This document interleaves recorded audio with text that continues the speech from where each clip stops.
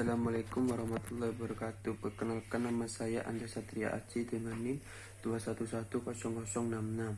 Di sini saya akan menjelaskan tentang komunikasi dasar keperawatan, komunikasi efektif, dan hubungan interpersonal tenaga medis dengan pasien gangguan jiwa. Yang pertama, komunikasi efektif. Komunikasi di antara para petugas memberi pelayanan yang dilakukan dengan tepat waktu, akurat, lengkap, jelas, dan dapat dipahami oleh penerima sehingga dapat mengurangi kesalahan dan menghasilkan perbaikan untuk keselamatan pasien. Hubungan interpersonal sebagai perangkat harapan di antara dua orang mengenai perilaku mereka berdasarkan pola interaksi di antara mereka. Yang pertama, mengenal secara dekat, bahwa pihak yang terlibat dalam hubungan interpersonal saling mengenal secara dekat. 2. Saling memerlukan.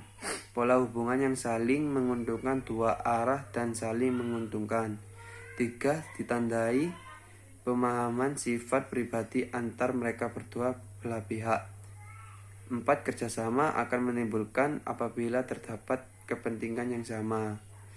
Siklus hubungan interpersonal. Yang pertama, tahap perkenalan atau kesan pertama. 2. Tahap penjagaan atau kesediaan antar individu untuk mengetahui dan memahami satu sama lain. 3. Tahap penggiatan atau keintiman informasi pribadi. 4. Tahap peningkatan atau hubungan formal. 5. Tahap kebersamaan atau saling menerima, menghargai, dan menghormati. Teori psikoanalitik. Gangguan jiwa terjadi karena adanya perilaku yang menyimpang pada manusia yang dapat diobservasi secara objektif melalui struktur mentalnya, yaitu ide, ego, dan superego. Yang pertama, ide terdiri dari insting-insting bekerja untuk memenuhi dorong insting yang bertujuan untuk memuaskan kebutuhan fisik. Cara bekerja ide menganut prinsip kesenangan. 2. Ego, aspek-aspek rasional dari kepribadian yang bertanggung jawab untuk mengontrol ide, berfungsi sebagai mediator antar ide dengan situasi dunia luar dan memfasilitasi interaksi keduanya. Ego mengikuti prinsip realitas. 3. Superego, aspek moral dari kepribadian yang berasal dari pengasuhan orang atau norma-norma dan nilai-nilai di dalam masyarakat, berkembang sejak masa kanak-kanak ketika individu menerima aturan tingkah laku dari orang tua atau pengasuh.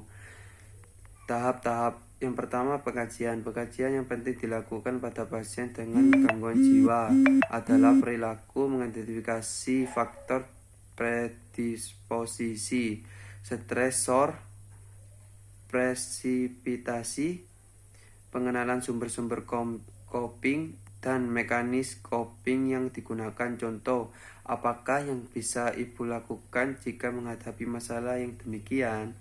2. Diagnosa atau masalah keperawatan yang relevan dengan kecemasan adalah kecemasan coping individu, tidak efektif, ketakutan. Contoh, berdasarkan data analis diketahui bahwa ibu mengalami cemas berat. 3. Intervensi, rencana tindakan yang memerlukan kemampuan perawat dalam berkomunikasi adalah membina hubungan saling percaya, meningkatkan kesadaran diri pasien mengenal kecemasan yang terjadi, meningkatkan relaksasi, dan melindungi pasien. Contoh, untuk membantu menurunkan kecemasan yang terjadi, saya mengajarkan teknik relaksasi yang dapat ibu lakukan setiap jika merasa cemas. 4.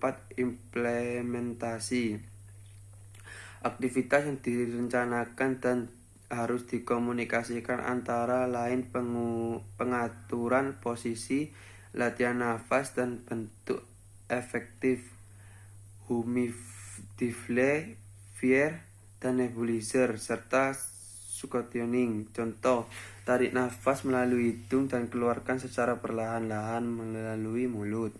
5. Evaluasi. Aktivitas ini dilakukan untuk mengatur pencapaian keberhasilan usaha dan tindakan yang telah dilakukan. Contoh, bagaimana perasaan ibu setelah melakukan latihan relaksasi napas dalam.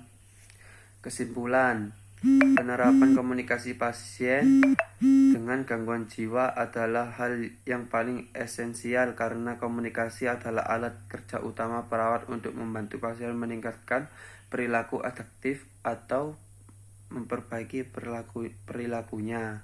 Sekian dari penjelasan dari saya. Bila ada salah mohon dimaafkan. Wassalamualaikum warahmatullahi wabarakatuh.